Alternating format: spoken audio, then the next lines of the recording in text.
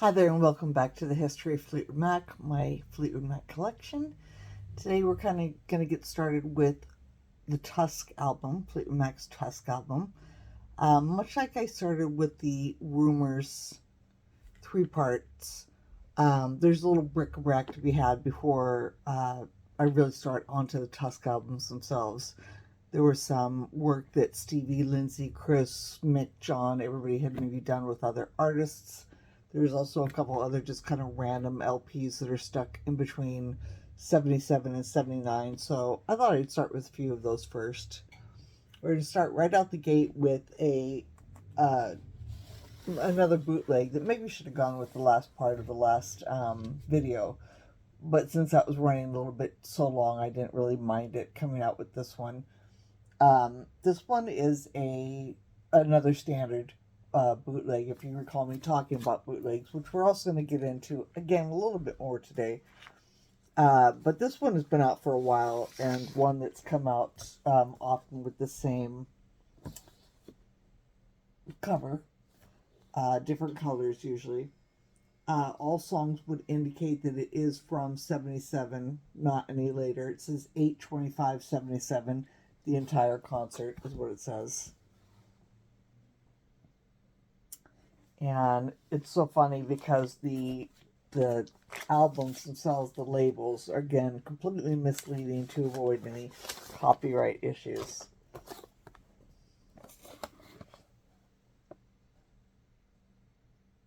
So it's just kind of funny. The back is kind of pretty label.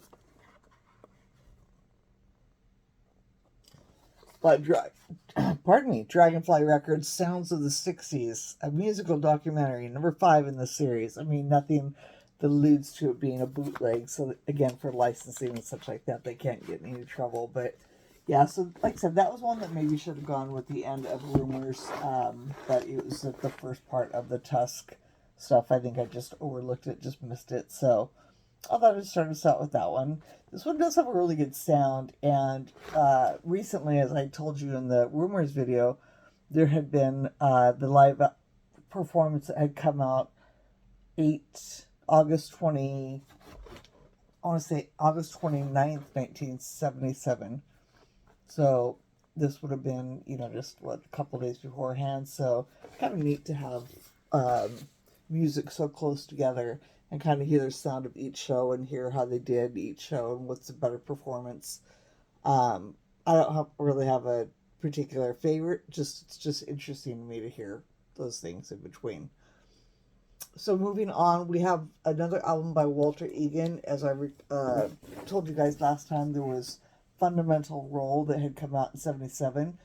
I was also stumbling on a video that he had made, and indeed it was a song off this album, and it was the Blonde and the Blue T-Bird.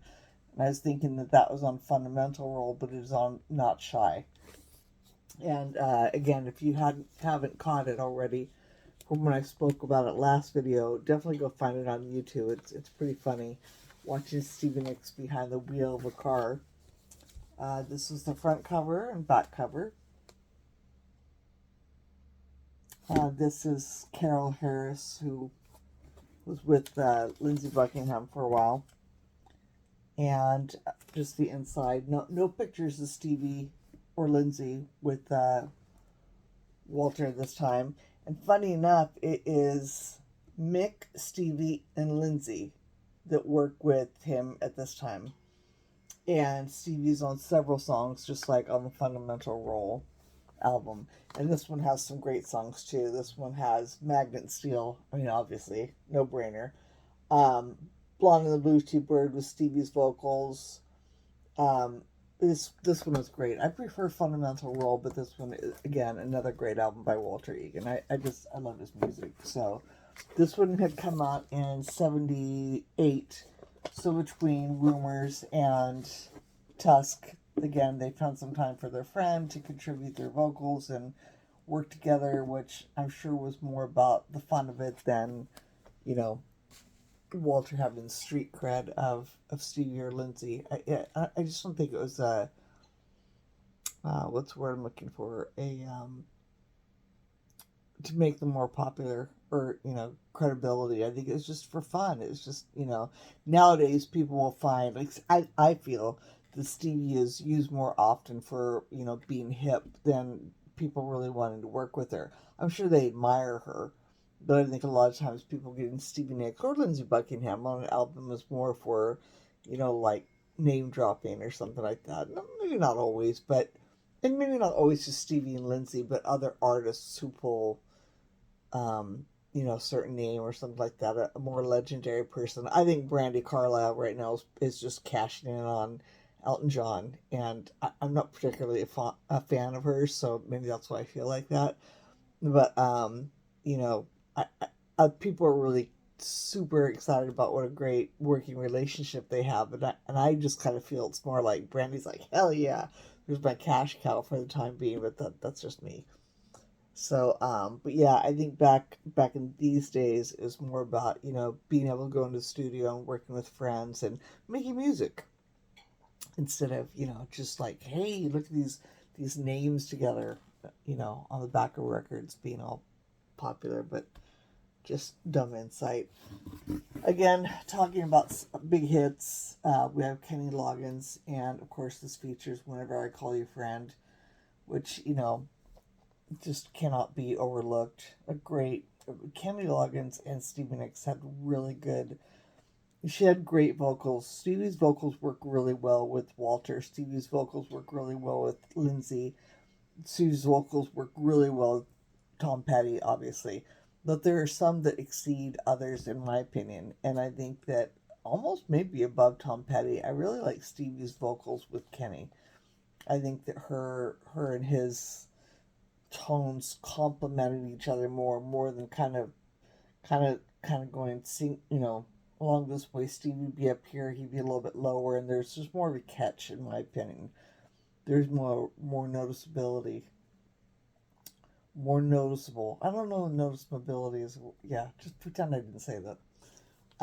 Yeah, so this again came out in 78, so again it's just taking time to work in the studio with friends and contribute some vocals. I wanted to say that Stevie did something else on this one, but perhaps I'm wrong. It is just that one duet. I can't recall. Yeah, I think it's just the one song. So, yeah. So there's that one. And then moving again on to Three Hearts. I'd spoken a little bit about this cover when I was showing it it was on one of the singles for Bob Welch. Uh, the single that I had from it was, I want to say Devil Wind or Church. I had Church and Devil Wind, but I'm confident that it's Devil Wind that Stevie lends her vocals on this album. And again, we have people like Christine, Stevie, and Mick Fleetwood working with Bob on this album. And again, in 78, so they're very busy. I mean, they're busy working with a lot of friends and continuing to stay in the studio and make more music. So, and this is all before Tusk came out, so this is pretty cool. So, just this album in my collection, what with this, vocals contributed by Stevie, Mick, or Stevie and Lindsey, and drums by Mick. So, right after that, I have an interesting one. I'd not heard of Dane Donahue until I got into Stevie Nicks and Fleetwood Mac more. This album was, he did pretty well for himself in the early 70s, mid 70s. I guess he was pretty good friends with Don Henley. Went on to make some music, and the story I have heard of how Stevie came into working with him is that I know that he was friends with Don Henley and J.D. Souther. So perhaps at the time Stevie was dating one or the other gentleman, but there's a story on a article I found some time ago, and he said that he was speaking with a woman named Mary at like a club or a bar or something like that. I always wonder if it's Mary Tori DeVito, but that's just me. And he had mentioned he was already working with Henley and Souther, and this woman Mary says, "Do you want me to ask Stevie?" Which is why I think it's her, because there are many Marys, but how many Marys would just casually be like, "Hey, you want me to ask Stevie Nicks for something. And he's like, yeah, okay, sure. And so he goes in the studio, and he's there like in the studio about a week later, and he sees Mary walk in, and he's about to go and greet her, and right behind Mary is Stevie Nicks. He said in a long red dress, and she just comes up to him, and he says something like, I about fell off my piano or something, which is really cute. And he also says that Stevie took the lead with the song Woman. He references Woman more than when I first found out about Stevie's vocals being on this album. I was drawn and first heard about Casablanca. And that's, I guess, I want to say the bigger hit. Well, I don't think that's true. I'm sorry. The more known of Stevie working with Dane. But I guess both are maybe of equal hits, but Stevie, I guess, contributed more and maybe took the reins more of working and how her vocals were added into the song Woman. So that was kind of a cool little excerpt about Dane and having this album, which is, I don't see it very often. I'm sure it's around. It's just, if you go to the D section of albums in used record stores, it's just not one that pops up very often. So, and this happens to be a promo copy, which is kind of cool. So, I know for a fact Stevie's vocals are on Casablanca and Woman. And when I was looking on the back, I believe that is all. So, yeah, nice promo copy. And then on that note, some years ago at a record fair, I just saw this and it intrigued me. And I looked on the inside, and I saw that Dane's picture was here. And so I took out the album, and of all things, the song that's on, it's a sampler from, who's the record company? Columbia, pardon me. It's a record sampler, and Casablanca, Dane Donahue's Casablanca's on here. So what with Stevie being on it, had to pick it up. I thought that was kind of cool. And to make things even cooler, it's a beautiful red vinyl. So, and a promotional one at that, so that was kind of cool. So, Stevie related. But, yeah, just kind of a double win. Something I hadn't seen, and just curiosity got me, and I said, oh, okay, that's kind of cool. So, since I don't have anything on 45, it was kind of neat to have something a little extra by Dane with Stevie on there. So that was kind of a bonus. And again, all of this was, I believe this was 78. Yeah. So, and the weird little last dumb thing that I have, because I just look at every record I can when I'm out about. This was a Warner Brother compilation, a strange one at that. This is all like marching band type music. And of course I was drawn to it. I'm kind of oddly into marching band music, literally from Tusk. And I don't go out of my way and buy it, but like if I hear it or I see videos on YouTube or something like that, I'll totally stop and watch. But I guess this was concert, like band music you could buy. On the back of this, on the album, there is a Fleetwood Mac in concert, a medley of Don't Stop, Over My Head, and Dreams, which supposedly you could buy for what seems like a shocking price of $27.50, which seems awfully expensive at the time. I have not found this. I've not found like the album that's just all Fleetwood Mac, if that's how it was. But on this album, there's like about a 45-second excerpt of this medley.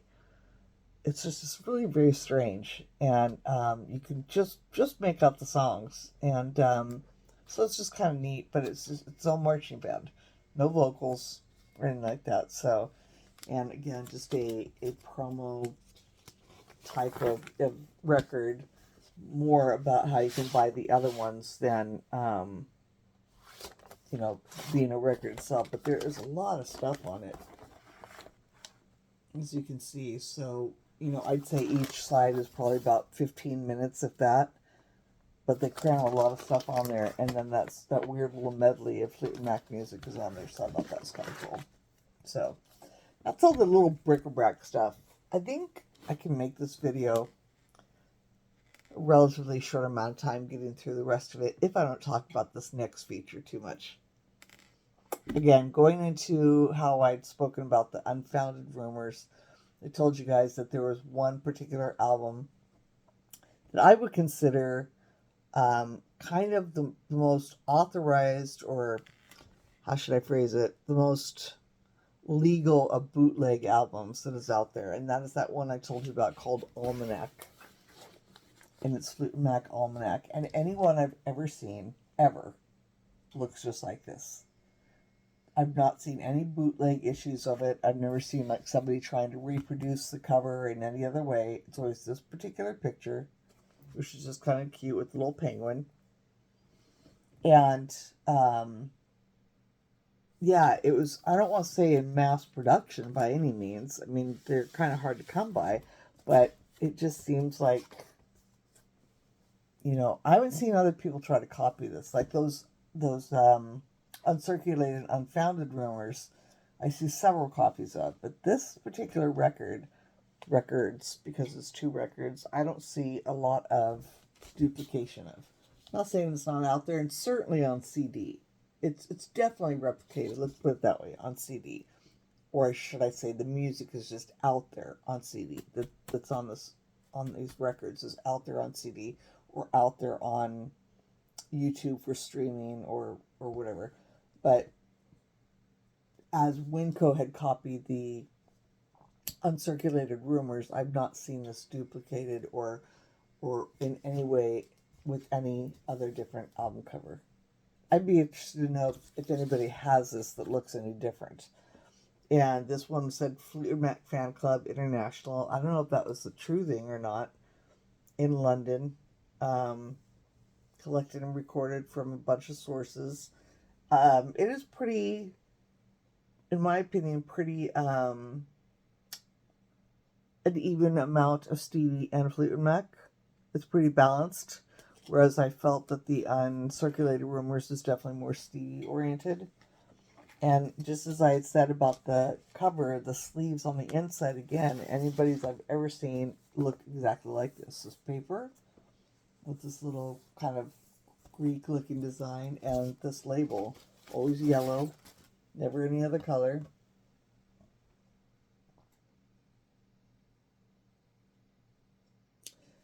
Funny enough, there had been a long time ago. This would go for about $100+, and you know, of course, by a long time ago, I mean like maybe the '90s, and which was a lot of money. It's still, you know, it's not chump change now, but you know, and there was a record store that was in California, and I love a record store, and I can usually make friends or you know, with an owner or somebody, or just, you know, get to know them and just be cordial and friendly. But this one particular record store, this guy was a complete SOB, just a real a-hole. And he was the kind of person, his store was in the Bay Area, let's just put it there lightly. And he was a record store type of person who, you would go into the record store, you would find the records you wanted, and you're like, oh, it's weird, there's no price or something like that. And he'd go in, and he'd kind of be watching you. And when he came up to the register, he would kind of see like what you picked out first and held on to, and price things then when he came up to the register. And they were like outrageously priced, even for records back then. $5 records he wanted $25 for. You know, $2 records he wanted $15 for. And I walked into his store one day, and this was there at that store unmarked. And he wasn't there that day, which is funny enough. But it's kind of a family-run business, I guess. His wife and somebody else ran it with him. But I didn't recognize anybody who was there that day. And so I went up and I asked, you know, I wanted to go pay innocently, like I'd never been there, and, you know, just, and the lady's like, oh, do you know anything about this? And I'm like, no, just it looked really interesting. I mean, you know, I love Fleetwood Mac, and I've seen it around, or said something along those lines, to be super casual about it. My heart is just like, just a little bitch of mine, right? And she's like, well, how about like $40? And I joked with people then, and I joke with people now, you have never seen a credit card whipped out and handed somebody forcefully like run it now so quickly as I did having this woman take that card. And I guarantee you, had that guy been there the day, the owner, he would have asked for 125.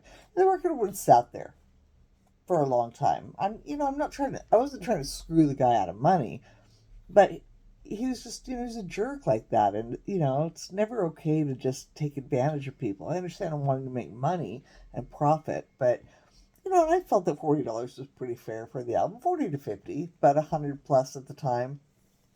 So this has always kind of been a prized jewel of mine, not just because I have it for what it is, but because, like I said, I got it for about $40. And funny enough, much later in my life, the guy ended up being I ran storage facilities for many years, and the guy ended up being a customer of mine. And boy, everything I thought about him as a record store owner was shown to be tenfold as a customer by somebody else. Just an awful, awful person. And yeah, so it was just kind of funny.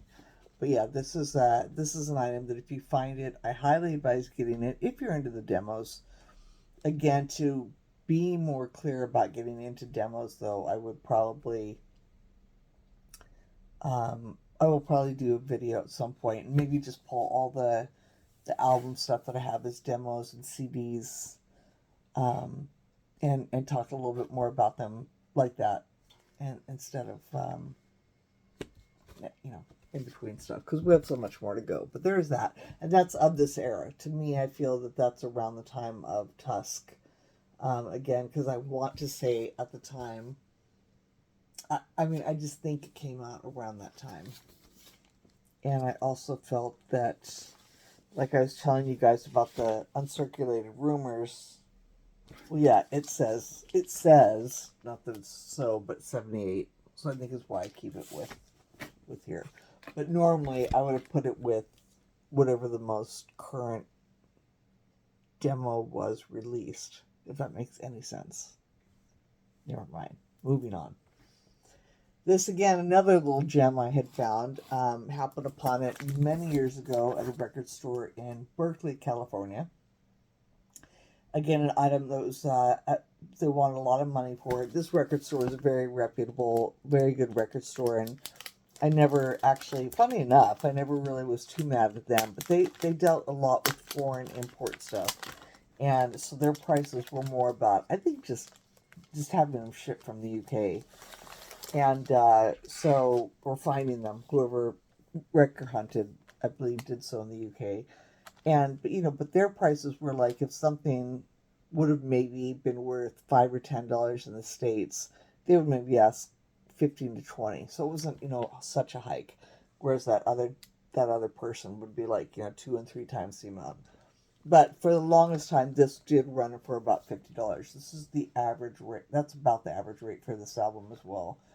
And it's made in Japan. And it's, again, legit. I've seen it several times with no other cover. And it's just, again, kind of a compilation. It's got Monday Morning, Blue Letter, but then Dreams, You Make Love and Fun. So like a little, kind of like a greatest hits almost. This little sleeve on the inside. A catalog number that shows up as being legit. Produced and manufactured by Warner Pioneer Corporation, Sony. So I believe it to be 100% legitimate. And this is the album, so it's definitely on the label. And a very good find if you can find it. It's just a really nice album to have. It's just neat. It's just a clean and kind of a cool little mix of both the Fleetwood Mac album and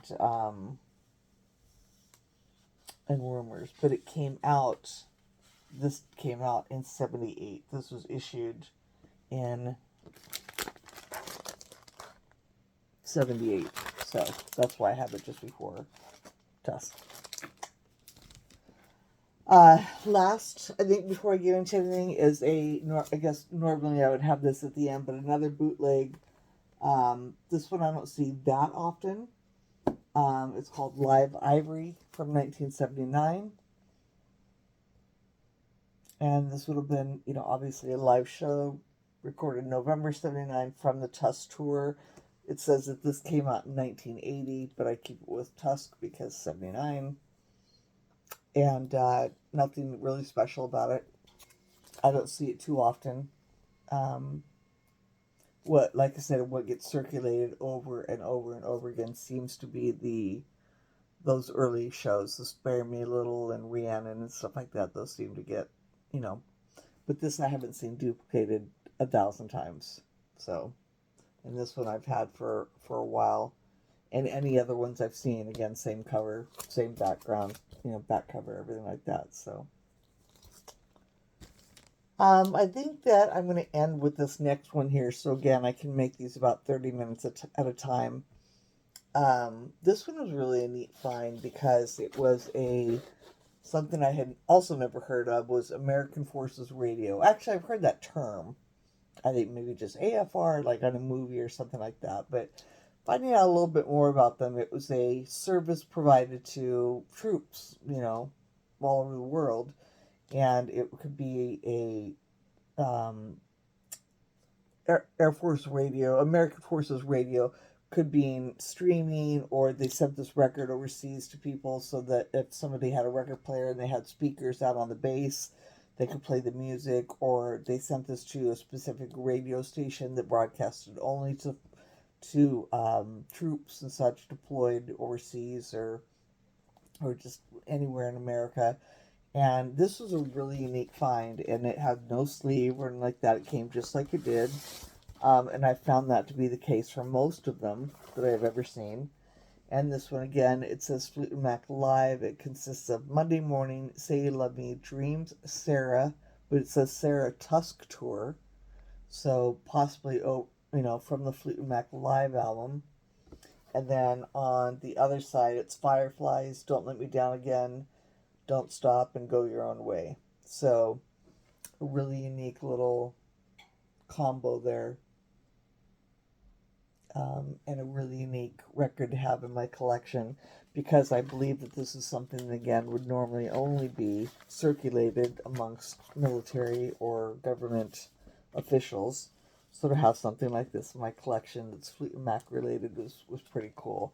I've seen a couple others pop up with different mixes, different songs, selections. So, they put them together, some with Fleetwood Mac mixed in, or other times just Fleetwood Mac, all together, a compilation, much like this one. So that one was pretty cool. So I didn't think I would talk about the little bric-a-brac for over half an hour. And, I had to add the story about that almanac because it's just kind of funny. I thought it was funny. I have a small pile here that leads into Tusk. So again, I think I'll make this brief and start splitting this up as I see fit. And I will see you next time. Thank you for joining me for this. And coming up next, we have some singles and some imports from Tusk before we have the Tusk album specifically. And that's what I'll dive into next time. Until then, have a great night. Bye.